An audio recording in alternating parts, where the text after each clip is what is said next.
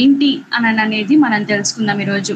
చాలా మంది ఆరాధిస్తారు, స్తుతిస్తారు, గణపరుస్తారు, పాటలు పాడతారు, వాక్యం చదువుతారు, వాక్యం చెప్తారు, వర్షిప్ లీడ్ చేస్తారు, పాటలు పాడతారు, చర్చ్‌కి వెళ్తారు, చర్చ్‌లో ఉన్నటువంటి ప్రతి పని చేస్తారు, ఇలా మీటింగ్స్‌కి అటెండ్ అవుతారు. దేవుని సేవలో కొంచెమైనా సరే మేము ఉపయోగపడాలి అని తృష్ణ కలిగిన వాళ్ళు కొంతమందైతే, కొంతమంది ఎట్లా ఉంటారంటే ఇంతవరకు చాలులే, సండే రోజు చర్చ్‌కి వెళ్తే చాలులే, ఇట్లా దీంతో చాలులే అనుకునే వాళ్ళు కొంతమంది ఉంటారు.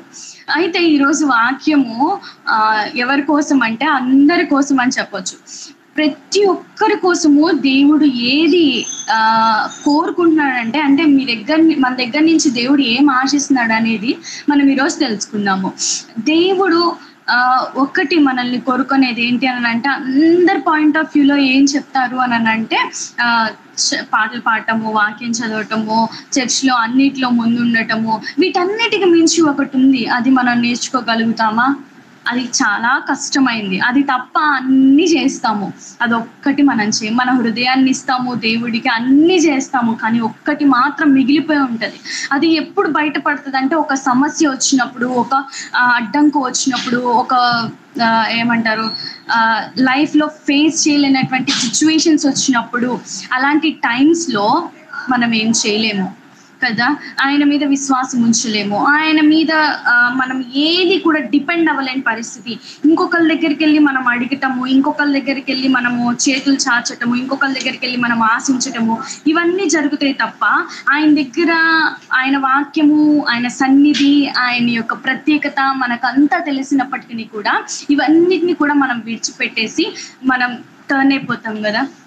అప్పుడు మన మనసు మారిపోయిద్ది, మన ఆలోచన మారిపోయిద్ది, మన విధానం మారిపోయిద్ది, ప్రతీదీ కూడా మారిపోతది. ఎందుకంటే దేవుడు చేయలేదు.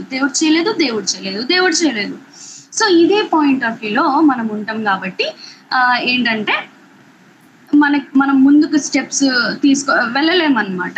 అయితే ఈరోజు దేవుడు మనల్ని దేన్ని ఓవర్కమ్ చేయాలని అనుకుంటున్నాడంటే, ఇంపాసిబుల్ థింగ్స్‌ని మన లైఫ్‌లో జరగవు, అవ్వవు, కుదరవు.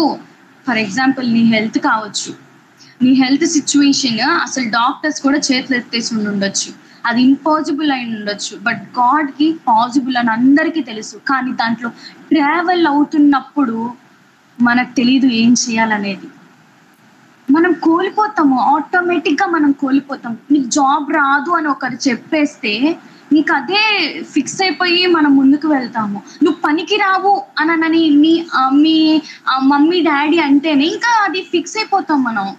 నీకు ఇంకా ఏది చేత కాదు, నీకు కనీసం పాట పాడటమే రాదు, కనీసం బైబిల్ చదవటమే, స్పష్టంగా బైబిలే చదవవు, ప్రార్థనే సరిగా చేయవు, ఎప్పుడు ఆ స్తుతి స్తోత్రం అనుకుంటా ఉంటావు, ఇలాంటివన్నీ మాట్లాడుతూ ఉంటారు కదా. కానీ నీ ప్రయత్నం కదా దేవుడు చూసేది. నీ మాట ఎంత బాగుంది, నువ్వెంత అరగలంగా ప్రార్థన చేస్తున్నావు, ఇదంతా దేవుడైతే చూడ్డు. ఏం చూస్తాడంటే నువ్వెంత ఆశ కలిగి ఉన్నావు, అదొక్కటే దేవుడు చూస్తాడు. దాని ద్వారంగా దేవుడు నిన్ను నడిపిస్తాడు. ఎప్పుడైతే మనం బలహీనులంగా ఉంటామో అప్పుడు కదా అసలు థ్రిల్ మొదలయ్యేది, అసలైనది మనలో నుంచి బయటకు వచ్చేది. మనం మనలో ఎవరైనా సరే మీరు బలహీనంగా ఉన్నారు అంటే, లెట్స్ ప్రైజ్ గాడ్, దేవుని ఆరాధించండి. దేవా, నువ్వు నన్ను బలహీనంగా ఉంచినందుకు, దేంట్లో కూడా నన్ను చేతగాని వ్యక్తిగా నన్ను ఉంచినందుకు నీకు వందనాలయ్యా, నీకు స్తోత్రమయ్యా అని చెప్పండి. నాకు ఏది చేత కాకుండా, నాకు చదువు రాకుండా, నన్ను అన్నిట్లో ఫెయిల్ చేసినందుకు నీకు వందనాలయ్యా అని ప్రార్థన చేయండి. కృతజ్ఞత కలిగి ఉండండి. ఎందుకో మీకే తెలుస్తుంది తర్వాత. ఎందుకంటే ఎప్పుడైతే మనం దేంట్లో ఫెయిల్ అవుతామో, దేంట్లో బలహీనులంగా ఉంటామో, దేంట్లో అయితే సరిగా లేకుండా ఉంటామో, దట్ టైం దేవుడు పని చేస్తాడు. కాబట్టి అందుకనే ఆయనకి కృతజ్ఞతాస్తుతులు చెల్లించండి. అందుకనే ఆయన్ని మహిమపరచండి, ఆయన్ని కొనియాడండి. ఎందుకంటే నువ్వు ఎప్పుడైతే ఆయన్ని మహిమపరుస్తూ, ఆయన్ని కొనియాడుతూ, భజిస్తూ, స్తుతిస్తూ ఉంటావో ఆ టైంలో ఆయన బలము వస్తుంది. ఎప్పుడైతే ఆయన బలము మన మీదకి వస్తూ ఉంటుందో దట్ టైం ఏమవుతుంది అంటే, మనుషులు ఎవ్వరు కూడా చూడనంత ఎత్తైన శిఖరము పైన దేవుడు మనల్ని నిలబెడతాడు.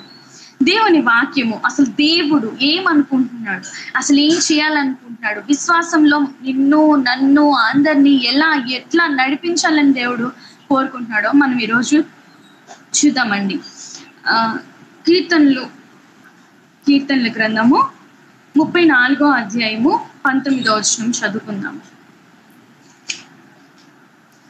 34:19 వచనము.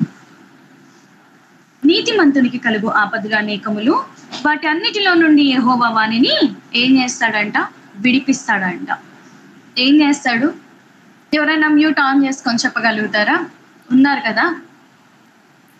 ఏం చేస్తాడంట? ఎవరైనా చదవగలుగుతారా వర్సెస్ ని? అప్పుడు నేను ఫ్లూయెంట్గా వాక్యము వెళ్ళిపోతూ ఉంటది అనమాట. ఏంటంట? నీతిమంతులకి కలుగు ఆపదలు అనేకము, అయినా సరే వాటన్నిటి నుంచి ఆయన మనల్ని విడిపిస్తాడంట. విడిపించే దేవుడిగా మనం చూడాలి. ఏం చేసే దేవుడిగా? విడిపించే దేవుడిగా మనం చూడాలి.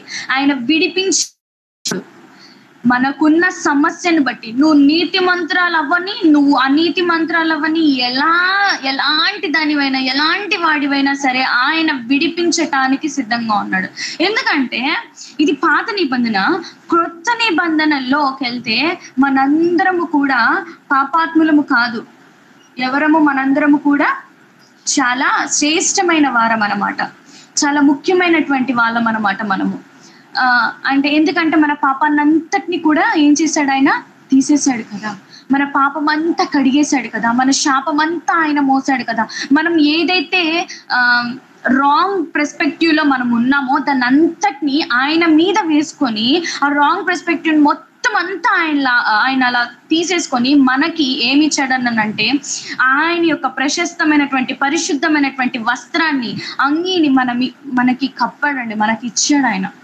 కాబట్టి వీఆర్ ఆల్ నాట్ సిన్నర్స్. మనం ఏంటి అని అంటే, ఎప్పుడైతే మనం ఎప్పుడైతే ఆ పాపం నుంచి ఎప్పుడైతే ఆయన శిలువ మరణము పొందాడో అప్పుడే మనము విడిపింపబడిన వాళ్ళము. అప్పుడు మనందరము పాపాత్ములంగా లేము.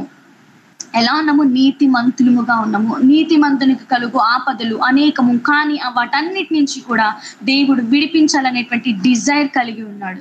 నీకు ఎలాంటి సమస్య అయినప్పటికీ కూడా ఆయన విడిపించాలి అనేటువంటి ఆలోచన కలిగి ఉన్నాడు. కొన్నిసార్లు అనిపిస్తూ ఉంటది కదా, మన సిచ్యువేషన్స్ ని బట్టి, ఇంకా ఇది అవ్వదులే, ఇంకా ఇది జరగదులే, ఇంకా అవ్వదులే అనిపిస్తుంటది కదా. ఎందుకంటే మనము సరౌండింగ్స్ లో ఉన్నటువంటి సిచ్యువేషన్స్ ని మనం నమ్ముతాం కాబట్టి అలా అనిపిస్తుంది. దేవుని వాక్యం మనం నమ్మం కదా. అదే ఒకసారి సరౌండింగ్ లో ఉన్నటువంటి సిచ్యువేషన్స్ అన్ని మనకు అనుకూలంగా లేనప్పుడు దేవుని మాటను నమ్మి చూడండి, ఎంత బాగుంటుందో, ఎంత దేవుడు ముందుకు తీసుకొని వెళ్తాడో. సరౌండింగ్స్ లో ఉండేటువంటి ప్రతి సిచ్యువేషన్ ని నువ్వు అస్సలు తీసుకోకూడదు. ఎగ్జాంపుల్స్ చెప్పాలి అని అంటే, డాక్టర్స్ అందరు ఏమంటారు? వద్దు, అవ్వదు, నీకు అపోషన్ అని ఏదో ఒకటి చెప్తుంటారు. లేకపోతే ఎన్ని కంపెనీస్ కి వెళ్ళినా అన్ని కంపెనీస్ లో మనకి రిజెక్ట్ అవుతా వస్తూ ఉంటాయి.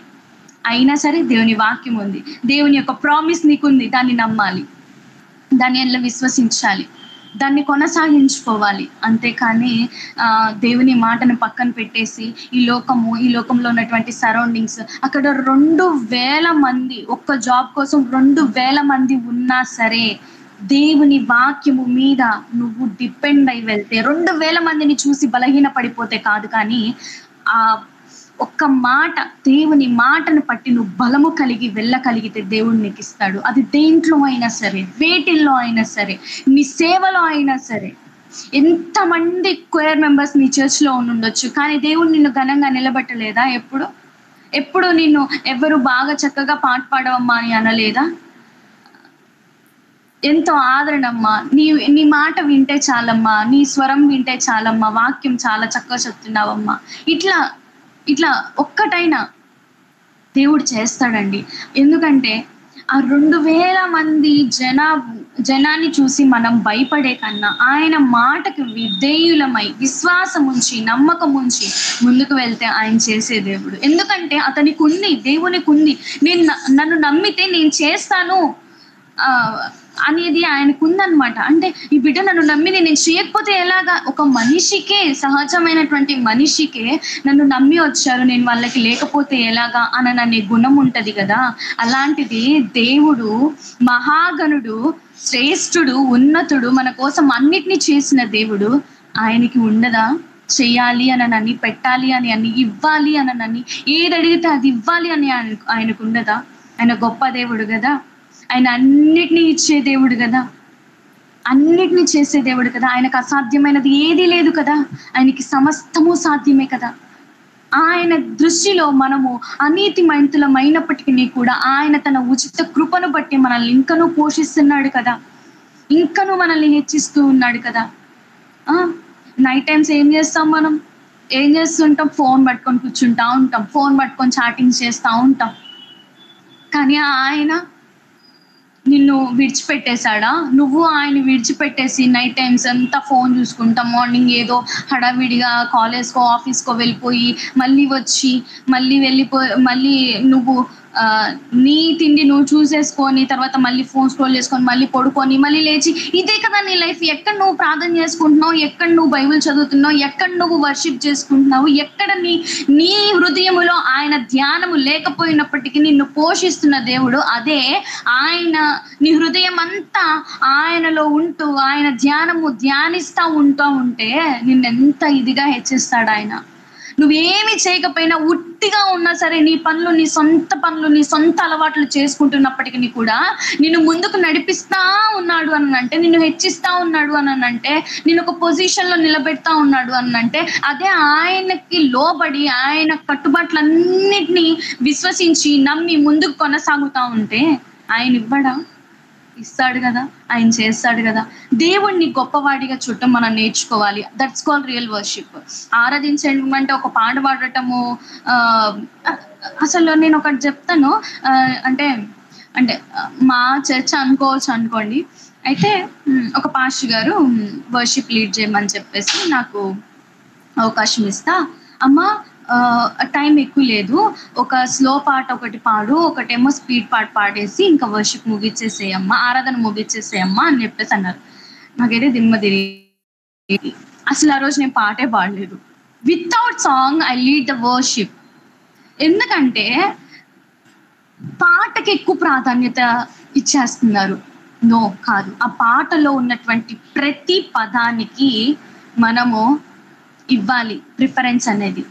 ఆ పాటలో ఉన్న ప్రతి పదానికి మనం ప్రిఫరెన్స్ ఇవ్వకపోతే చాలా కష్టము.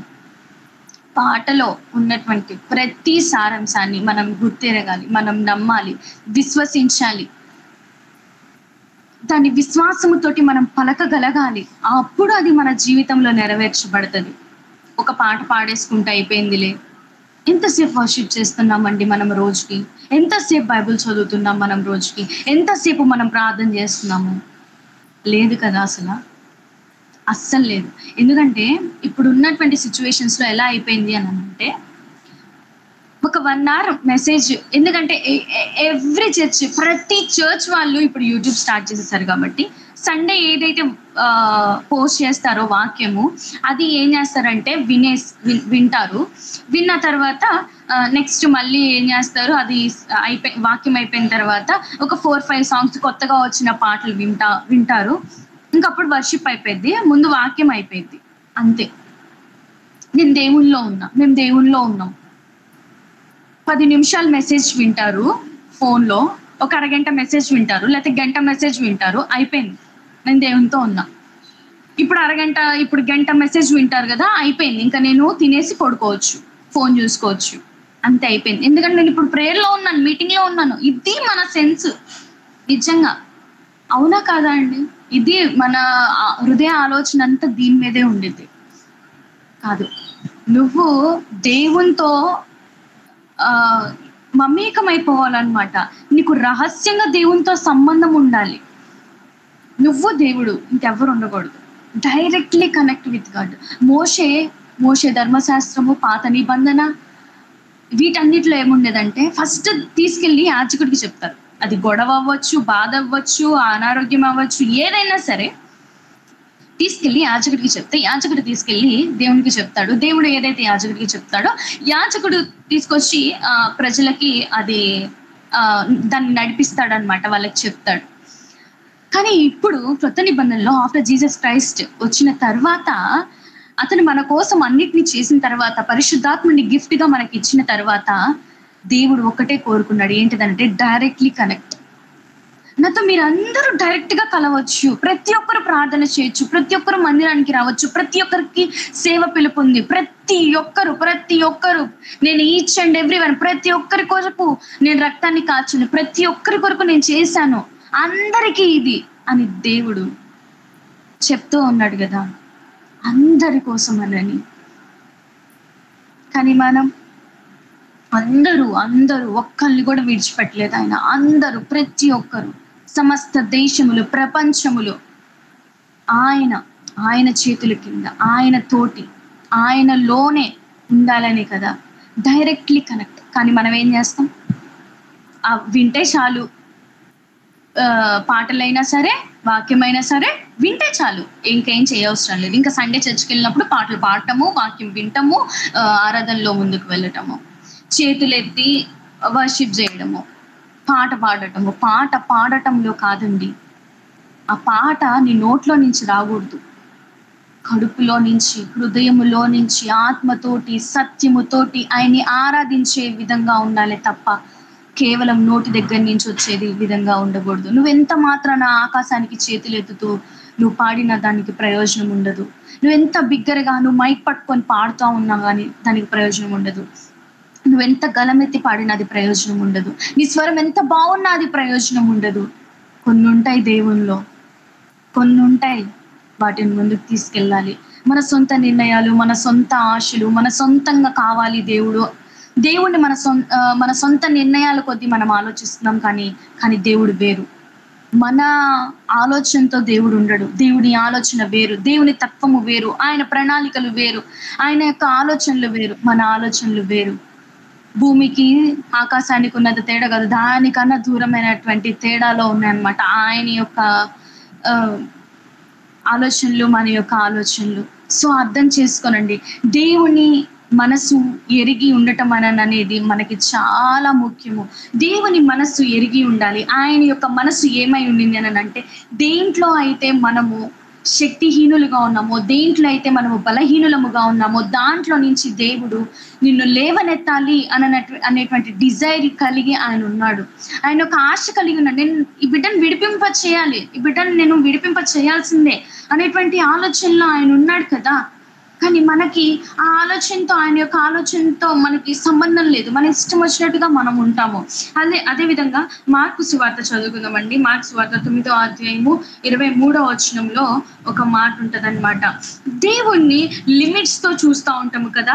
దేవుడు ఇంతవరకే, దేవుడు కొంతవరకే చేయగలడు, దేవుడు ఇంతవరకే చేయగలడు అనేటువంటి ఆలోచన కొంతమంది. ఇంత పెద్దది దేవుడు ఎలా చేయగలుగుతాడులే, ఇంత ఇదిగా దేవుడు ఎందుకు చేస్తాడే, ఎందుకంటే నేను నీతిమంతురాల్ని కాదు కదా, ఎందుకంటే నేను అబద్ధాలు ఆడుతూ ఉంటాను, చర్చ్కి వెళ్ళను, సరిగా ప్రార్థన చేసుకోను, బైబిల్ చదువుకోను, సో కాబట్టి దేవుడు నాకు ఏది చేయడు, ఇంత పెద్ద పెద్ద కార్యాలు నా జీవితంలో చేస్తాడా?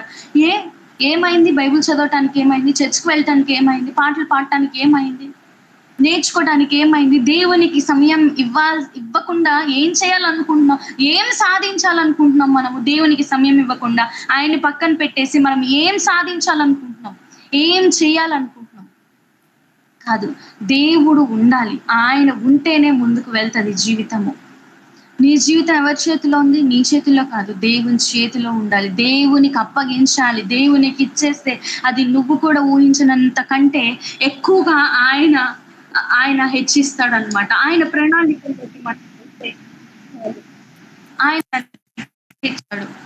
ఆయన మనల్ని దీవిస్తాడనమాట. 9వ అధ్యాయము 23వ వచనము చదువుకుందాము. ఏమైనాను నీ వలన మా మీద కనికరపడి ఏమైనాను నీ వలనైతే మా మీద కనికరపడి మాకు సహాయము చేయమనేను. ఇక్కడ ఒక సిచ్యువేషన్ జరుగుతుంది అనమాట. అక్కడ ఉన్నటువంటి సిచ్యువేషన్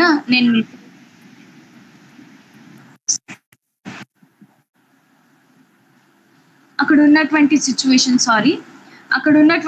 సిచ్యువేషన్ ఆ ప్యాసేజ్ లో ఉన్నటువంటి సిచ్యువేషన్ నేను మీకు తెలియపరుస్తాను. ఇప్పుడు శిష్యులు దేవుని యేసుక్రీస్తు దగ్గరికి వస్తారనమాట. అయితే యేసుక్రీస్తు దగ్గరికి వచ్చి, నువ్వు అన్నిటి నుంచి విడిపింప చేస్తున్నావు, మరి మాకు అవ్వట్లేదు, మరి మాకెందుకు కుదరట్లేదు, నువ్వైతే చేయగలుగుతున్నావు కదా అని అంటే, విశ్వాసము వలన మాత్రమే కానీ ఇంకా దేని వలనను మీరు దీన్ని చేయలేరని చెప్పి దేవుడు తెలియపరుస్తాడు. దేవుడు తెలియపరిచిన తర్వాత ఏమైతుందంటే, ఒక చిన్న కుమారుడికి తన తండ్రి ఆ కుమారుడిని తీసుకొని వస్తాడనమాట. అతనికి దయ్యములు పట్టి ఉంటాడనమాట. అయితే ఇది ఈ బిడ్డకి ఎప్పటి నుంచి ఉంది అని అంటే, అతను పుట్టుక నుంచే ఉంది అని చెప్తాడు. చెప్పిన తర్వాత ఏం జరుగుతుందంటే, ఆ దయ్యం ఏం చేస్తా ఉందంటే, కొన్నిసార్లు వాటర్లో పడేయాలని, అగ్నిలో పడేయాలని, వీడిని నాశనం చేయాలని చెప్పి చూస్తుంది అని చెప్పేసి చెప్తాడు. ఇది ఎప్పటి నుంచి ఉందంటే, చిన్నప్పటి నుంచి, పుట్టినప్పటి నుంచే ఉంది అని చెప్పేసి దేవుడు ఆ యొక్క తండ్రి చెప్తాడనమాట జీసస్ క్రైస్ట్ కి. అయితే జీసస్ క్రైస్ట్ ఇది చెప్పిన తర్వాత ఒక మాట అంటాడు. ఏమనంటే, ఏమైనాను నీ వలనైతే ఇది నువ్వు చెయ్యి, మా కోసము, మా మీద కనికరపడి మాకు సహాయం చేయమని. ఒక్కొక్కసారి మనకు కూడా అనిపిస్తుంటది కదా, మన యొక్క సమస్యను బట్టి, నీ వల్ల అయితే నాకు చేయి ప్రభువా అని అడుగుతుంటాం కదా. ఆయన చేసే దేవుడు. లిమిటేషన్స్ లో దేవుణ్ణి చూడొద్దు, లిమిట్ చేసి దేవుణ్ణి అయితే అస్సలు చూడొద్దు. అసలు అతనికి లిమిటేషన్స్ అనేవే లేవు, దేవునికి పరిమితులు లేవు దేంట్లో అయినా సరే. ఎందుకంటే సమస్త సృష్టి ఆయన ద్వారంగా చేయబడింది. నువ్వు నేను ఆయన ద్వారంగానే చేయబడ్డాము. ఎవ్రీథింగ్ ఈరోజు మనుషుడు నేను ఇది సృష్టించాను అనటానికి కూడా లేదు. ఆ జ్ఞానాన్ని ఇచ్చింది కూడా దేవుడే, దానికి కావాల్సినవి ఇచ్చింది కూడా దేవుడే, అన్నిటినీ సమకూర్చింది దేవుడే. ఆయన మాత్రమే చేశాడు అన్నిటినీ. అతనికి లిమిటేషన్స్ లేవు. God has no limitations. మనుష్యునికి లిమిటేషన్స్ ఉంటాయేమో కానీ దేవునికి మాత్రము అస్సలు ఉండవన్నమాట. దేవుడు ఏం చేస్తాడంటే ప్రతి దాన్ని ఈటర్నల్ గా ఆలోచిస్తాడనమాట. రోమియోలకు రాసిన పత్రిక 8వ అధ్యాయంలో ఒకసారి చదువుకుందామండి. రోమియోలకు రాసిన పత్రిక 8వ అధ్యాయము ఒకసారి చదువుకుందాము. రోమియోలకు రాసిన పత్రిక 8వ అధ్యాయము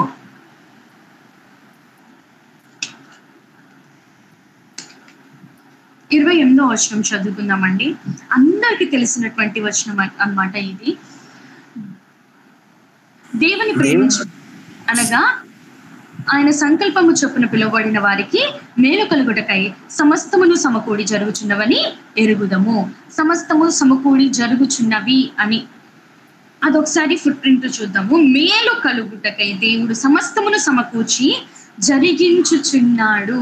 మనకి కీడు రావాలని కాదు కదా, మేలు కావాలని, మేలు పొందుకోవాలని, ఆశీర్వదించాలని ఆయన కోరుకుంటున్నాడు. ఆదిలో దేవుడు భూమిని ఆకాశాన్ని సృష్టించినప్పుడు ఇది మంచిదని దేవుడు ఎంచాడు. తర్వాత మనల్ని సృష్టించిన తర్వాత ఇదిగో ఇవన్నీ కూడా మీకే, ఇవన్నీ మీకోసమే. ఎందుకనగా దేవుడు వీరిని ఆశీర్వదించింది. ఒకసారి చదువుకుందామా. 1వ అధ్యాయము 23వ వచనంలో ఉంటది అనమాట. 28 నుంచి చదువుకుందాము. దేవుడు వారిని ఆశీర్వదించెను ఎట్లనగా, మీరు ఫలించి అభివృద్ధి పొంది విస్తరించి భూమిని నిండించి దానిని లోపర్చుకునడు. సముద్రపు చేపలను, ఆకాశ పక్షులను, భూమి మీద ప్రాకు ప్రతి జీవిని ఏలుడని దేవుడు వారితో చెప్పాను. ఈ భూమి మీద ప్రతిదీ నీదే అని చెప్పాడు. నీదే అని సంతకం చేసి ఇచ్చాడు దేవుడు మనకి. ఒక అగ్రిమెంట్ ఉంటే దాని మీద సంతకం పెట్టి ఇచ్చాడు. జీవ గ్రంథంలో ఆయన ఏం చేశాడంటే, ఇదిగో ఆకాశ పక్షులు మీవే, వీటన్నిటిని మీరు ఏలొచ్చు. ఒకసారి మళ్ళీ చదువుకుందాం. దేవుడు ఆయన ఏమనుకున్నాడంటే, మన పోలిక చొప్పున నరులను చేద్దాము రండి అని అనుకొని, దేవుడు తన స్వరూపమునందు మనల్ని సృష్టించిన తర్వాత దేవుడు వారిని ఆశీర్వదించి, దేవుడు మనల్ని ఆశీర్వదించి ఎట్లనగా, ఎలా ఆశీర్వదించాడంటే, మీరు ఫలించి, ఎలా అంట, ఫలించి, ఫలింపు లేని వారిగా కాదు, ఫలించి అభివృద్ధి పొంది విస్తరించి ఏలమని చెప్పాడు. ఇదంతా మీదే, మీకోసమే నేను చేశాను, ఇది మీ ఇష్టము, మీరు వెళ్ళండి అని చెప్పి దేవుడు మనల్ని దీవించాడు. అన్నిటి మీదకి మనకు అధికారాన్ని ఇచ్చాడు. ఈ ప్రపంచంలో ఏదైతే జరుగుతుందో, ఏదైతే మనం ఫేస్ చేస్తా ఉన్నామో, ఏదైతే దేవుడు మన కోసం ఇచ్చాడో, అనుగ్రహించాడో, వాటన్నిటి మీదకి దేవుడు మనకు అధికారాన్ని అనుగ్రహించాడు. ఎట్లాంటి రాజులైనా, ఎట్లాంటి అధికారులైనా మనల్ని ప్రెజర్స్ చేయొచ్చు, ఏదైనా చేయొచ్చు. వారి యొక్క ప్రెజర్స్ మన మీద ఎక్కువ ఉండొచ్చు, కానీ వాళ్ళ మీద కూడా దేవుడు మనకు అధికారాన్ని ఇచ్చాడు. దాన్ని మనం యూటిలైజ్ చేసుకోవాలి. ఇదంతా ఎలాగా అధికారం నేను ఎలా పొందుకో త్రూ ద హోలీ స్పిరిట్. పరిశుద్ధాత్ముడు ఎప్పుడైతే మన మీద ఉంటాడో ప్రతి దాని మీద అధికారం మనకిస్తాడు. అప్పుడు మనం దేనికి భయపడము. ఎప్పుడైతే మనలో భయము తొలగిపోతుందో, ఆ భయము లేనప్పుడు ప్రతి దాని మీద మనకి అధికారాన్ని దేవుడిస్తాడు. దేవుడు ఇవ్వడం కాదు, ఆల్రెడీ ఇచ్చేసాడు. మనం యూజ్ చేయగలుగుతాం through the help of the Holy Spirit. ఒకప్పుడు లేదేమో కానీ దేవుడు ఇప్పుడైతే మనకు అన్నిటినీ ఇచ్చాడు. కంటికి కనపడవు, చెవులకు వినిపించవు, హృదయానికి గోచరము కావు. ఎవరికి అవి? అంజులకి, మనకు కాదు. కానీ దేవుని పిల్లలకైతే ప్రతిదీ కనపడుతుంది, ప్రతిదీ వినపడుతుంది. వారు హృదయము అంగవైకల్యంతో లేదు, వారి హృదయం తెరిచి ఉంది. వారికి కనిపిస్తాను నేను, వారికి నేను వినిపిస్తాను, నా కార్యాలు వివరిస్తాను, నా కార్యాలు నేను వాళ్ళకి చూపిస్తాను అని చెప్తున్నాడు దేవుడు. కంటికి కనపడవు, చెవులకు వినిప, అవి మనకి కాదు, అది దేవుని పిల్లలకి కాదు. అది ఎవరికి అనంటే అన్యులకు దేవుడు కనిపించడేమో, కానీ దేవుడు మనకు కనిపిస్తాడు. అతను నీలో ఎంత డిజైర్ అయితే ఉంటుందో అంత దేవుడు ప్రత్యక్షత పరుచుకుంటాడు. అతను నీలో ఎంతైతే ఆశ ఉంటుందో, నీలో ఎంతైతే కోరిక ఉంటుందో, నీలో ఎంతైతే వాంఛ ఉంటుందో అంత అంత అంత అంత అతను కనపరుచుకుంటాడు. గుర్తుపెట్టుకోండి, దేవుడు చేసే దేవుడు కదా. నీలో ఉన్న ఆశను బట్టి అతని యొక్క గొప్పతనం నీ జీవితంలో పనిచేస్తూ ఉంటుంది. నీలో ఉన్నటువంటి కోరికను బట్టి, నీలో ఉన్నటువంటి దాన్ని బట్టి దేవుడు అతను పనిచేస్తూ ఉంటాడు. నీలో అంత గొప్పతనం దేవుడు నీలో పెడతా ఉంటాడు. దేవుని యొక్క సేవ, దేవుని పాటలు, పరిచర్య అంటే it's not a silly thing. జీవితానికి సంబంధించిన ప్రతిదీ కూడా మనం ఎలా ఉంటామంటే, సేవ అంటే, ప్రేయర్ మీటింగ్స్ అంటే ఎట్లా ఉంటాం అంటే జీవితాన్ని ఇచ్చేయలేము. ఇప్పుడు ప్రేయర్ మీట్ జరుగుతూ ఉంది కదా, కంటిన్యూస్లీ మీలో ఎంతమంది వస్తున్నారండి?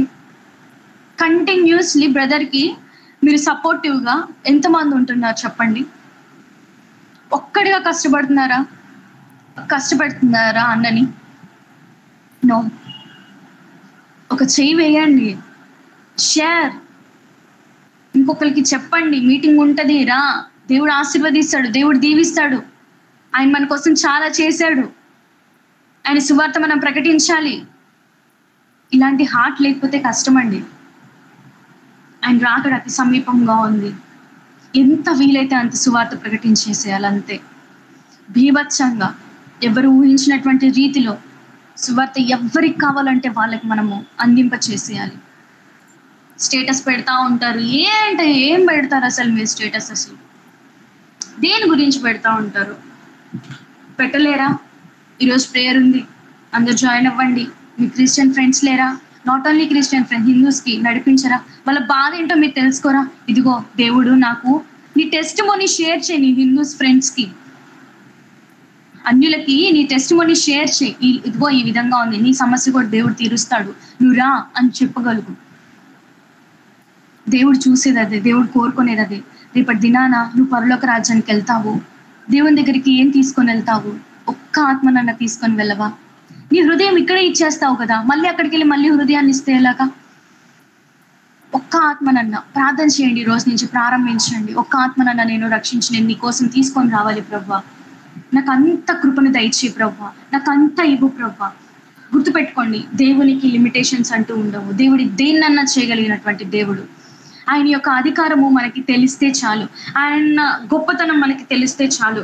2 కొరింథీయులకు రాసిన పత్రిక 12వ అధ్యాయము 2 కొరింథీయులకు రాసిన పత్రిక 12వ అధ్యాయము 9వ వచనము చదువుతారా? ఇందాక చదవబోయారు.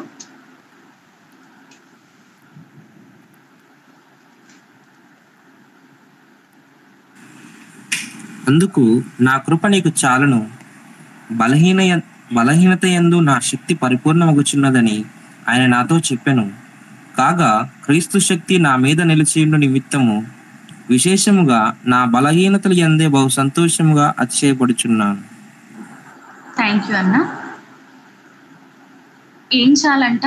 నా కృప నీకు చాలు. ఒకటి నేను జ్ఞాపకం చేస్తానండి. కొద్ది వారాల నుంచి కృప అనేది ఎంత ప్రాముఖ్యమో ఇంతకుముందు తెలిసినప్పటికీ కూడా నాకు పెద్ద నేను అంత పట్టించుకునేదాన్ని కాదు. ఎందుకంటే అతని గ్రేస్ ఏంటి అనేది నాకు తెలుసు అంతవరకే, కానీ అది ఎంత ఇంపార్టెంట్ అనేది నాకు తెలీదు. అయితే పాటలు వింటా ఉన్నాను నేను మామూలుగా ఇంట్లో. పాటలు వింటా ఉన్నప్పుడు యేసన్న గారి పాటలు వస్తూ ఉన్నాయి, కృప గురించి అనమాట. కృపయే నా ఆత్మీయ అక్కర్లు తీర్చినది. అసలు మాట పట్టుకొని ఆత్మీయ అక్కర్లు కృప తీర్చటం ఏంటి అనేది నాకు అర్థం కాదు. దాని మీద అధ్యయనం చేసినప్పుడు కృప అంటే ఇంత ఉంటుందా లైఫ్లో అనుకున్నా నేను. ఇంకప్పుడు అది లేకపోతే లైఫే లేదా? పాత నిబంధనలో ఉన్న రీతిగానే ఇప్పుడు మనం ఉంటే ఒక్కొక్కళ్ళు ఏమైపోయారు అండి? చచ్చిపోయే వాళ్ళమా కాదా? ఒక్క పాపం చేస్తేనే చంపేసే వాళ్ళు అనమాట. అప్పుడు తీసుకెళ్ళి ఊరవతలకి తీసుకెళ్ళిపోయి అక్కడ చంపేసేవాళ్ళు. అదే ఇప్పుడు కూడా కొనసాగితే దేవుని ధర్మశాస్త్ర ప్రకారంగా కృప లేకపోతే మనం జీవించగలిగే వాళ్ళమా చెప్పండి? అవునప్పుడు దావీదు పాపం చేశాడుగా, అతన్ని చంపలేదుగా. అప్పుడు గురించి నేను మాట్లాడట్లేదు. అప్పుడు కూడా కృప, దేవుని కృప అతని మీద ఉంది. కీర్తనలో చూసుకున్నట్లయితే అతని కృప గురించి కూడా చాలా చెప్తాడు దావీదు. అసలు కృప అనేది అదే కదా మన ఊపిరి అనిపించే అంత అయిపోయిందనమాట. ఆత్మీయ అక్కర్లు తీర్చినది అతని కృప. ఎందుకంటే పరిశుద్ధాత్ముని కృప వలననే మనం పొందుకోగలము తెలుసా? మన ప్రార్థన వలనో, మన సాక్రిఫైసెస్ వలననో, మనము మంచి చేస్తేనో, మంచిగా ఉంటేనో, మంచిగా బ్రతుకుతేనో, చక్కగా పాటలు పాడితేనో కాదు. పరిశుద్ధాత్ముని ద్వారంగా మనం కృపను పొందుకుంటాము. ఆ కృప మనల్ని ఆత్మీయంగా ఎదిగింపజేస్తుంది. ఆత్మీయ కళ్ళను తీర్చిది కృప. ఆయన కృప ఎంతో శ్రేష్టమైనది అనమాట. ఆయన కృప చాలా ఉన్నతమైనది. ఎంతో ఎంతో ఎంతో ఎంతో కృప గురించి చెప్పాలంటే ఒక లెసన్గా ఒక పీరియడ్ అయిపోయింది అనమాట. సో ఏంటంటే, నా కృప నీకు చాలు, ఇది అపోస్తలుడైన పౌలుకి చెప్తా ఉన్నాడు అనమాట. అయితే బలహీనతల యందు నా శక్తి సంపూర్ణమగుచున్నదని ఆయన నాతో చెప్పాను. ఎప్పుడైతే మనం బలహీనంగా ఉంటామో, నేను స్టార్టింగ్ లో చెప్పాను కదా, ఎప్పుడైతే మనం బలహీనంగా ఉంటామో ఆ బలహీనతను బట్టి దేవుణ్ణి ఆరాధించాలి, దేవుణ్ణి స్తుతించాలి, కనపరచాలి. థ్యాంక్స్ అయ్యా, నిన్ను నువ్వు నాలో పెట్టుకుంటున్నందుకు నీకు వందనాలయ్యా, నీ పవర్ని నాలో రెసిస్ట్ చేసినందుకు నీకు వందనాలయ్యా అని మనం చెప్పగలగాలన్నమాట. అప్పుడు ఆయన పని చేస్తాడనమాట. మన బలహీనతలో ఆయన తన శక్తి సంపూర్ణ మగుచున్నదని ఆయన నాతో చెప్పాను. కాగా క్రీస్తు శక్తి నా మీద నిలిచియుండు నిమిత్తము అంటే నన్ను కప్పు నిమిత్తము అంటే మనల్ని కప్పేస్తుంది అనమాట. మన చుట్టూ ఉంటాడనమాట. ఆయన మన చుట్టూ ఉంటుందన్నమాట. ఆయన యొక్క గ్రేస్, ఆయన యొక్క శక్తి. కాగా క్రీస్తు శక్తి నా మీద నిలిచియుండు నిమిత్తము విశేషముగా నా బలహీనత ఎందే బహు సంతోషముగా అతిశయపడుతును. మనము అలా ఉంటామా? బలహీనంగా ఉంటే అసలు దేవుడే వద్దు కదా. మనకి ఏదైనా చేతి కాలేదు, మనకి ఏదైనా రాలేదు అని అంటే ఎంత ప్రార్థన చేసినా ఇంతే, ఏముండదు లైఫ్లో. ఎక్కువ ప్రార్థన చేస్తేనే ఎక్కువ శోధన పెరుగుతుంటది కదా మనకి. వీళ్ళు ఎంతమందికి అలా జరుగుతుంటది? ప్రార్థన చేస్తే సమస్య పెరుగుతూ ఉంటుంది. అందుకని మనం ఏం చేస్తాము? ప్రార్థన చేయటం ఆపేస్తాము, ఆ సమస్యతో ఫేస్ చేస్తుంటాం. జాగ్రత్తగా వినండి. మనం ఒక సమస్యను ఫేస్ చేస్తూ ఉండినప్పుడు ఆ సమస్యను మనము ఫేస్ చేస్తాం తప్ప ప్రార్థనలో పెనుగులాడము. ఎందుకంటే ఎంత ఎక్కువగా ప్రార్థన చేస్తే అంత ఎక్కువగా సమస్య పెరిగిపోతూ ఉంటుంది. కాబట్టి ఇది టాప్ సీక్రెట్ అన్నమాట. ఎంత ఎక్కువ ప్రార్థన చేసినప్పుడు అంత సమస్య పెరుగుతుందంటే మీ ప్రార్థనకి త్వరలో జవాబు దొరుకుతుందని అర్థం, రాదని అర్థం కాదు. నీ సరౌండింగ్స్ని నువ్వు నమ్ముకోవద్దు, నీ సిచ్యువేషన్స్ని నువ్వు నమ్ముకోవద్దు. దేవుని మాటను మాత్రమే నమ్మాలి. అడిగిన వాటన్నిటిని కూడా పొందుకొని ఉన్నామని మీరు నమ్మండి అని చెప్తున్నాడు దేవుని వాక్యము కదా. మరి అలాంటప్పుడు మనము ప్రార్థన చేస్తున్నప్పుడు సమస్య పెరుగుతూ ఉన్నప్పుడు మన విశ్వాసం ఎందుకు కోల్పోతా ఉంది? సమస్య పెరుగుతున్నప్పుడు మన విశ్వాసము పెరగాలి తప్ప తగ్గకూడదు. సరౌండింగ్స్, సిచ్యువేషన్స్ మనకు అనుగుణంగా లేనప్పుడు మన ఫెయిత్ ఇంక్రీజ్ అవ్వమని అర్థం. ఈ ఫెయిత్ సరిపోవట్లేదు, ఇంకా ఎక్కువగా కావాలి అని దేవుడు అడుగుతున్నాడని అర్థం. నువ్వు ఎంతైతే ఎండ్యూర్ చేస్తావో ఫెయిత్ని అంత ఎక్కువగా దేవుడు నిన్ను ఫలింపజేస్తాడనమాట. నువ్వు ప్రార్థన చేస్తూ ఉన్నప్పుడు దేవుడు చెప్తాడనమాట, తన దూతలకు ఆజ్ఞాపిస్తాడు ఏమన్నంటే, నా బిడ్డ ప్రార్థన చేస్తూ ఉంది, మీరు వెళ్ళండి ఆ సమస్యను తీర్చేసేసేయండి అని. ఎప్పుడైతే అది చెప్తా ఉంటాడో ఆ సమస్యలో దేవదూతలు ఎప్పుడైతే వస్తూ ఉంటాయో అప్పుడు సమస్య పెరిగిపోతూ ఉంటుంది. ఎందుకో తెలుసా సమస్య పెరిగేది? ఆ సమస్య నుంచి పూర్తిగా విడుదల దేవుడు ఇవ్వాలనుకుంటున్నాడు కాబట్టి, తొందరగా ఇవ్వాలనుకుంటున్నాడు కాబట్టి, అతి సమీపముగా నీకు ఇచ్చేయాలనుకుంటున్నాడు కాబట్టి. కానీ మనం ఏం చేస్తామంటే ఆ ప్రార్థన పక్కన పెట్టేసి ఆ సమస్యతో పోరాడాలని చూస్తాము. మన మాటలతోనో, మన చేష్టలతోనో, మనకున్నటువంటి పర్సన్స్, మనకున్న ఫ్రెండ్స్తోనో దాన్ని ఫేస్ చేయాలని చూస్తుంటాం. కాదు, మనం ప్రార్థనలో పోరాడాలి, ప్రార్థనలో పెనుగులాడాలన్నమాట. అప్పుడు సమస్య పెరుగుతూ ఉన్నప్పుడు మన ఫెయిత్ను కూడా మనము పెంచుతూ ఉండాలన్నమాట. అప్పుడు దేవుడు తాను నీ ముందు ప్రత్యక్షత పరుచుకొని, నేను ఇంత మహిమోన్నతుని, నువ్వు ఎంత విశ్వాసం ఉంచితే అంత నేను నీకు చేస్తాను అని చెప్పి దేవుడు చెప్తాడు. కాబట్టి గుర్తుపెట్టుకోండి, ఎప్పుడైతే సమస్యలు పెరుగుతూ ఉంటాయి అప్పుడు ప్రార్థన చేయటం మానేయొద్దు. ప్రార్థన చెయ్యండి, ఆ సమస్య నుంచి దేవుడు విడిపింప చేస్తాడు. బలహీనతలో ఆయన దేవుడు తోడుగా ఉంటాడు.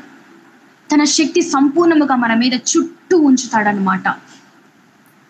అంత గొప్ప దేవుడిని మనం కలిగి ఉన్నప్పుడు మనం ఎందుకు మన స్నేహితుల్నే మనం నమ్ముతూ ఉంటాము? మార్క్స్ వార్త 11:24 అందరికీ తెలిసిన వచనమే కదా, అడుగుడి మీకు ఇవ్వబడును. అదే ఆయన ఇస్తాడు. God will answer your prayers. దేవుడు ఖచ్చితంగా వింటాడు. సమస్య పెరుగుతుంది అని ప్రార్థన మానేయొద్దు దయచేసి. సమస్య పెరిగినప్పుడే నీ ఫెయిత్ని ఎక్కువగా ఇంక్రీజ్ చేయాలి, ఎండ్యూర్ చేయాలి, నీ పలకాలి. నీ ఫెయిత్ అనేది నువ్వు ఎలా రిలీజ్ చేయగలుగుతావో తెలుసా? Through talking. నువ్వు నీ యొక్క ఫెయిత్ పవర్ అంతటితోటి కూడా ఆ సమస్యతోటి నీ నోటి ద్వారంగా మాట్లాడగలగాలన్నమాట. ఇది నాకింకా రాకూడదు, వ్రేళ్లతో సహా పీకి పక్కన పెట్టేయగలిగే అంత గొప్ప ఫెయిత్ని కలిగి నీ మాట బయటికి రావాలన్నమాట. ఆ మాటే యేసు నామములో నువ్వు ప్రచురింప చేస్తావు కాబట్టి అది భయపడి వెళ్ళిపోద్ది. ఆ సమస్య నీకు ఎదురు తిరగదనమాట, నీకు భయపడి వెళ్ళిపోతుంది. సమస్య చూడంగానే మనం ఏమైపోతామంటే చాలా భయపడిపోతాము, చాలా బిడియమైపోతాము, ఎట్లా అంటే అట్లా అయిపోతుంటాం. కాదు, దేవుడు చేస్తాడు, దేవుడు ఇస్తాడని నమ్మగలగాలన్నమాట. యోహాను సువార్త 14 ఒకసారి, యోహాను సువార్త 14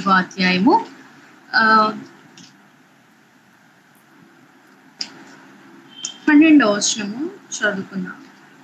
13 చదువుకుందామండి. మీరు నా నామమున దేనిని అడుగుదురో తండ్రి కుమారుని యందు మహిమపరచుటకై దానిని చేతును. దేవుడు చేస్తా అంటున్నాడా, చెయ్యనని చెప్తున్నాడా? ఏదైతే మీరు అడుగుతారో దానిని నేను చేస్తాను అంటున్నాడు ఆయన. దేవుడు చిత్తం కాందైతే చేయడు, దేవునికి ఇష్టం లేకపోతే మాత్రం చేయడు. కొన్ని సందర్భంలో నువ్వు వినకపోతే కనుక ఆయన చేయక తప్పదు, తర్వాత మనము ఆ సమస్య పడక తప్పదు. అది అందరికీ తెలిసిన విషయమే. 12 చదువుకుందాం. నేను తండ్రి యొద్దకు వెలుచున్నాను గనుక నేను చేయు క్రియలు నా యందు విశ్వాసం ఉంచు వాడును చేయును.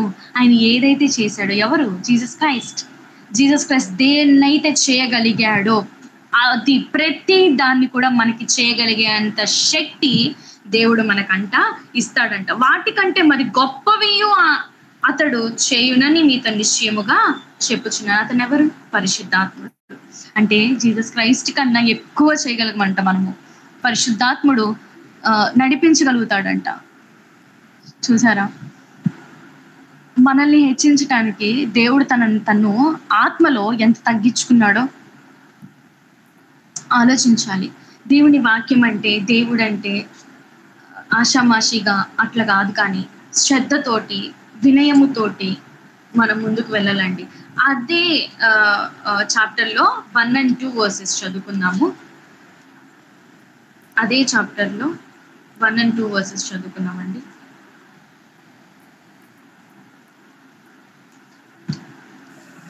మీ హృదయమును కలవరపడనీయకుడి, దేవుని యందు విశ్వాసం ఉంచుచున్నారు, నా యందు విశ్వాసం ఉంచుడి. ఉంచువాడు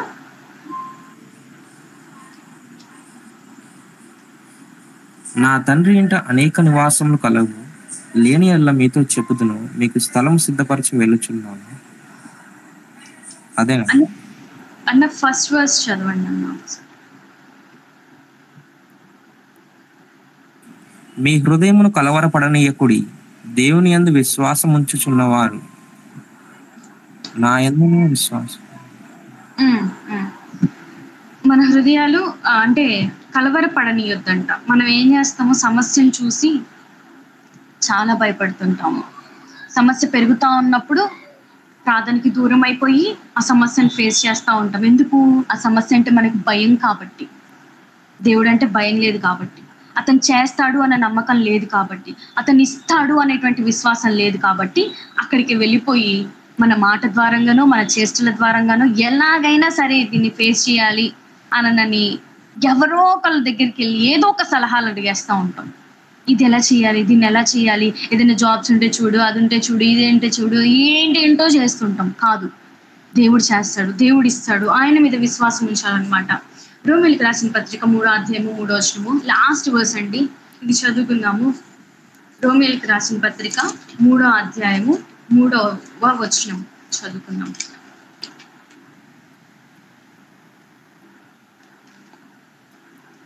కొందరు అవిశ్వాసులైననేమి, వారు అవిశ్వాసులైనందున దేవుడు నమ్మదగిన వాడు కాకపోవునా? అట్లన రాదు. నీ మాటలతో నీవు నీతిమంతుడుగా తీర్చబడినట్లును నీవు వ్యాజ్యమాడినప్పుడు గెలుచున్నట్లును అని వ్రాయబడిన ప్రకారం ప్రతి మనుష్యుడు అబద్ధికుడును గాని దేవుడు సత్యవంతుడు కాక తీరడు. దేవుడేంటి? సత్యవంతుడు కాక తీరడు. మనం అవిశ్వాసులైననేమి, దేవుడు నమ్మదగిన వాడు కాకపోవునా? మనం అవిశ్వాసులమే, కానీ దేవుడు మాత్రం నమ్మదగిన దేవుడు. మనకు విశ్వాసం రాదు, మనం పరిశుద్ధులం కాదు, కానీ దేవుడు తన ఉచిత కృపను బట్టి తన ఆత్మను మనకు అనుగ్రహించి ఉన్నాడు. మనం నీతిమంతులము కాదు, కానీ మనల్ని నీతిమంతులుగా చేస్తాడు. మనకు విశ్వాసము లేదు, కానీ ఆయన తన విశ్వాసాన్ని మనకిచ్చాడు. ఆయన మాత్రం నమ్మదగిన దేవుడు. మనం చేసినా చెయ్యకపోయినా, మనం ప్రార్థించినా ప్రార్థన చేయకపోయినా, ఆయన మీద విశ్వాసం ఉంచినా విశ్వాసం ఉంచకపోయినా, ఆయన మాత్రం నమ్మదగిన దేవుడు. నీ మాటల్లోనూ నీవు నీతిమంతులుగా తీర్చబడుటకును నీవు వ్యాజ్యమాడినప్పుడు గెలిచినట్లును అని వ్రాయబడిన ప్రకారము ప్రతి మనుషుడు అబద్ధికుడగును గాని దేవుడు సత్యవంతుడు కాక తీరడు. దేవుడు మాత్రము ఎప్పుడు సత్యవంతుడే. మనం అబద్ధమాడినా, మనం చెడ్డగా ఉన్నా, మనం మంచిగా ఉన్నా, ఎట్లున్నా, దేవునితో మన సాంగత్యం మంచిగా లేకపోయినా, దేవుడు మన పట్ల కార్యాలు జరిగించకపోయినా, అతడు మాత్రం ఎప్పుడు ఎన్నడూను కూడా సత్యవంతుడే.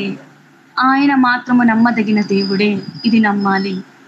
నువ్వు కావాలనుకుంది, నువ్వు కోరుకునేది, నువ్వు ఇష్టపడింది, నువ్వు చెయ్యాలనుకునేవి అన్నిటినీ కూడా ఆయన చెయ్యాలి అన్నని జగత్తు పునాది వేయబడక మునిపే నీకోసం, నా కోసం, అందరి కోసము రాసి పెట్టి ఆయన ముందుగానే నిశ్చయించుకున్నాడు. నా బిడ్డతో కోరుకుంటుంది ఇది నేను చెయ్యాలి అనని. దేవుడు ఇష్టపడుతున్నాడండి మన జీవితంలో కార్యాలు చేయాలి అనని, మన జీవితాన్ని హెచ్చించాలి అనని ఆయన కోరిక కలిగి ఉంటున్నాడు. ఆయన చాలా వాంఛ కలిగి ఉంటున్నాడు. కానీ మనము మాత్రము దేవునికి దూరం అయిపోయి మన సొంతంగా మన స్వశక్తితోటి మనం పోరాడి గెలవాలని మనం అనుకుంటున్నాం. ఈరోజు పరిస్థితులు మీకు అనుగుణంగా లేనప్పుడు దేవుణ్ణి వదిలేసి మీరు గెలవాలని అనుకోవద్దు. దేవా నువ్వు నన్ను గెలిపించయ్యా అని కోరుకుందాం. ఎందుకంటే దేవుడు మనల్ని హెచ్చించాలి, దేవుడు మనల్ని గెలిపించాలని ఆయన మనకన్నా ఎక్కువగా తృష్ణ కలిగి ఉన్నాడు కాబట్టి ఆయన హెచ్చిస్తాడు. ఎంత డిలే అయితే అంత బ్లెస్సింగ్, ఎంత లో క్యాస్ట్లోకి వెళ్తే అంత బ్లెస్సింగ్, అంత దేవుడు హెచ్చిస్తాడు, అంత దేవుడు నిలబెడతాడు అనమాట. దేన్నైతే మనం కాదు కుదరదు అనుకుంటామో దేవుడు వాటన్నిటిలో నుంచి దేవుడు నీకు అనుగ్రహిస్తాడు. ఎవరైతే నిన్ను కాదనుకుంటా నిన్ను త్రోసి వేస్తూ ఉంటారో వాళ్ళ దగ్గర నుంచే నీకు బ్లెస్సింగ్ దేవుడు స్టార్ట్ చేస్తాడు. ఎక్కడైతే నువ్వు నడుస్తున్న నడవడికలో ఎక్కడైతే నువ్వు ఆగిపోయావో అక్కడి నుంచి దేవుడు నడిపిస్తాడు. ఎప్పుడైతే ఆయన మీద విశ్వాసం ఉంచుతావో, ఎప్పుడైతే ఆయన మీద నమ్మకం ఉంచుతావో ఆయన మీద ఎప్పుడైతే నువ్వు డిపెండ్ అవ్వగలుగుతావో, ఎప్పుడైతే నువ్వు అతనితో సహజీవనం చేయాలని నీ కోరిక ఉంటుందో, అతనితో రిలేషన్ కలిగి ఎప్పుడైతే మనం ఉండాలి అని కోరుకుంటామో, అప్పుడు ఆ పరిస్థితిలో దేవుడు ఖచ్చితంగా అతను ప్రత్యక్షత అవుతాడనమాట. నీకు గొప్ప రెవల్యూషన్ని ఆయన ఇస్తాడనమాట. జ్ఞానం కలిగి ఉండటం పెద్ద గొప్ప విషయం అయితే కాదు. ఆ జ్ఞానం దేంట్లో వాడాలనేది తెలుసుకొని ఉండాలి. అది ఎవరు ఇవ్వగలుగుతారంటే దేవుడు మాత్రమే ఇవ్వగలుగుతారు. నీకు బైబిల్ ఎంతన్నా తెలిసి ఉండొచ్చు, బైబిల్ ఎన్నిసార్లైనా చదివి ఉండొచ్చు, కానీ దేవుడు లేకపోతే కష్టం. నీకు బైబిల్ తెలిసి ఉండొచ్చు, నీకు 1000 పాటలు 100 పాటలు 1000 పాటలు తెలిసి ఉండొచ్చు, కానీ జీసస్ క్రైస్ట్ తెలియకపోతే మాత్రం చాలా కష్టం. అతన్ని తెలుసుకోగలగాలి, అతని స్వభావం తెలుసుకోగలగాలి, అతని మనస్సు తెలుసుకోగలగాలి, అతనితో ఉండటం ఎలా అనేది నేర్చుకోగలగాలి. అతను లేకపోతే జీవితమే లేదురా బాబు అని అనుకునే విధంగా మనం ముందుకు వెళ్ళాలి తప్ప, ఇది లేదు కదా, అది లేదు కదా, అది కావాలి కదా, ఇది కావాలి కదా కాదు. దేవుడు చేస్తాడు, దేవుడు ఉంటాడు. దేవుడు ఉన్నిందే ఎందుకు అని అన్నానంటే మనల్ని బలపరచడానికి, మనల్ని హెచ్చించడానికి, మనల్ని విమోచించడానికి, ప్రతి దాంట్లో నుంచి కూడా మనల్ని హెచ్చింపచేయడానికి. చుట్టుపక్కల ఉంటున్న పరిస్థితులు మనకు ఉంచకపోయినప్పటికీ దేవుని వాక్యము మనకు అనుకూలిస్తూ ఉంటుంది. అనేక మంది తృణీకరించి త్రోసివేస్తూ మాట్లాడుతూ ఉండొచ్చేమో, కానీ దేవుడు క్రియేట్ చేసింది, దేవుడు కదా నిన్ను క్రియేట్ చేసింది. కాబట్టి అతను ఎప్పుడైతే తృణీకరిస్తాడో అప్పుడు నువ్వు బాధపడాలి. నిన్ను క్రియేట్ చేయని వాళ్ళు, నీ కోసం ఏమి త్యాగం చేయని వాళ్ళు నిన్ను తృణీకరిస్తున్నప్పుడు నువ్వెందుకు బాధపడాల్సి వస్తుంది? అవసరం లేదు. దేవుడు నిన్ను క్రియేట్ చేశాడు కాబట్టి దేవుడు ఏదన్నా అంటే అప్పుడు బాధపడండి, అది మంచి బాధ. ఇంకెవరైనా ఏదైనా అన్నారనుకోండి, అప్పుడు మీరు బాధపడ్డారనుకోండి, అది మాత్రం అసలు నిజమైన బాధే కాదు, వేస్ట్. దాని గురించి ఆలోచించాల్సిన పని లేదు. మనుషుల మెప్పు కోరుకోకూడదు, మనుషులు ఏమనుకుంటున్నారో మనం ఆలోచించుకోకూడదు. మనుషులు కాదు మనల్ని నిలబెడుతుంది, మనుషులు కాదు మనకి నిత్య జీవాన్ని ఇచ్చింది దేవుడు. ఆయన మాత్రమే, ఆయనే ఇవ్వగలిగే దేవుడు ఆయన మాత్రమే. ఆయన మీద మనం ఎంత విశ్వాసం ఉంచితే, ఎంత పరిపూర్ణముగా ఆయన మీద ఆనుకోగలిగితే అంత దేవుడు మన కోసం చేస్తాడు. దేవుడు ఆశించేది ఏంటది అని అంటే ఆయన మీద విశ్వాసం ఉంచడం, ఆయన మీద మనము ముందుకు వెళ్తూ కొనసాగుతూ బ్రతకాలి. దేవుడు ఇచ్చేవి, దేవుడు చేసేవి అన్నీ కూడా, ప్రతిదీ కూడా, దేవుడు చేసేవి, దేవుడు ఇచ్చేవి ప్రతిదీ కూడా మనకి జీవితానికి సంబంధించినవి దేవుడు ఇస్తాడు. కానీ ఈ రోజు వరకు ఈ బ్లెస్సింగ్ ఉండిద్ది, ఇది చాలు, ఇంతవరకే కాదు. దేవుడు ఆశీర్వదిస్తే అది ఎన్నటన్నటికీ ఆశీర్వాదకరం, దేవుడు దీవిస్తే అది ఎన్నటన్నటికీ దీవెనకరం. అందుకని దేవుని దగ్గర నుంచి మనం పొందుకోవాలనుకోవాలి, కానీ మనుషుల మెప్పు కొరకు మనం జీవిస్తూ మనం నడుస్తూ ఉంటే కాదు. ఒక పాట పాడామంటే దేవుని మహిమార్థమే పాడాలి, వాయిద్యం వాయించాము అని అంటే దేవుని మహిమార్థమే వాయించాలి, వాక్యం చెప్పాము అని అంటే దేవుని మహిమార్థమే, వర్షిప్ చేశాము అని అంటే దేవుడు మాత్రమే కనిపించాలి. మన స్వరం కాదు, మన నడవడిక కాదు, మన యాక్షన్ కాదు, ఏది కాదు. సో దేవుడు ముఖ్యము మనకి అన్నిటికన్నా. మన లైఫ్లో దేని ద్వారంగా నీతిమంతులు మనం తీర్చబడతామో తెలుసా? విశ్వాసము వలన మనం నీతిమంతులంగా తీర్చబడతాం. విశ్వాసము లేకుండా దేవునికి ఇష్టడై ఉండట అసాధ్యమంట. విశ్వాసము వలన మాత్రమే మనం నీతిమంతులుగా తీర్చబడతాము. ఆ బైబిల్ వర్స్ చాలా చోట్ల ఉంటుంది. రోమీయులకు రాసిన పత్రిక 1, 2, 3, 4, 5, 10 అధ్యాయాల వరకు బాగా చదవండి. దేవుడు అతను ఏంటననేది మీకు తెలిసిపోయింది, అతను ఎంత ప్రేమ స్వరూపాన్ని అనేది మనకు తెలిసిపోయింది. దాంట్లోనే ఉందండి బైబిల్ మొత్తం. అతను ఏంటి, అతని స్వభావం ఏంటి అని అనేది. మనం ఎంత నీతిమంతులుగా లేకపోయినప్పటికీ కూడా అతను మాత్రము నీతిమంతుడు. మన ప్రతి బలహీనతలో ఆయన మనకి బలముగా ఉండేటువంటి దేవుడు. మన బలహీనతను చూసి లోకం అంతా తృణీకరించదేమో, కానీ దేవుడు మాత్రము నువ్వు బలహీనంగా ఉన్నావా, అయితే నువ్వు ఎంజాయ్ చెయ్యి, నేను వస్తా నీ దగ్గరికి, నీకు తెలియట్లా ఆ విషయము అని దేవుడు చెప్తాడు, దేవుడు మాట్లాడతాడు. కాబట్టి సిచ్యువేషన్స్ ని ఫేస్ చేసేది దానికన్నా మించింది ఏంటనంటే ప్రార్థనలో పోరాటం, ప్రార్థనలో పెనుగులాడటం. దాంట్లో విజయం వస్తే చాలు, లోకంలో అన్నిటిలోనూ మనకు దేవుడు విజయాన్ని ఇస్తాడు. ప్రార్థనలో విజయం వస్తే చాలు, ప్రార్థనలో నీకు ఒక సైన్ కనిపిస్తే చాలు, నువ్వు గెలిచినట్టే. మనం పోరాడుతున్నది ఈ లోకంలో, నువ్వు చూస్తున్నది, నువ్వు ఫేస్ చేస్తున్నది వాళ్ళతో కాదు, అంధకార దురాత్మ సమూహములతో అంట. అంటే అప్పుడు నీకెవరు కావాలి తోడుగా? పరిశుద్ధాత్ముడు. దేవుడు నీకు అవసరం, దేవుడు నీకు కావాలి. నీ సొంతగా, నీ స్వలాభం కొరకు, నీ సొంత శక్తితోటి నువ్వేం చేయలేవు. దేవుడు అవసరం మన జీవితాలకి. అవసరం కాబట్టి దేవుడా అని అనేది కాదు, ఆయనే జీవితం అవ్వాలి. అంటే లవర్స్ చూడండి, ఇంకా వాళ్ళే ఉంటారు కానీ ఇంకా ప్రపంచం వాళ్ళకి సంబంధం లేదు, అట్లా అనమాట. మనం ఒక ఆత్మలోకంలోకి వెళ్ళిపోవాలన్నమాట, దేవునితో సాంగత్యానికి వెళ్ళిపోవాలన్నమాట. అంత ఇదిగా దేవుణ్ణి ప్రేమించగలగాలి. ఒక పాటలో ఉంటది కదా, నా ప్రాణముతో పెన వేసుకున్నావు నీవు అనని.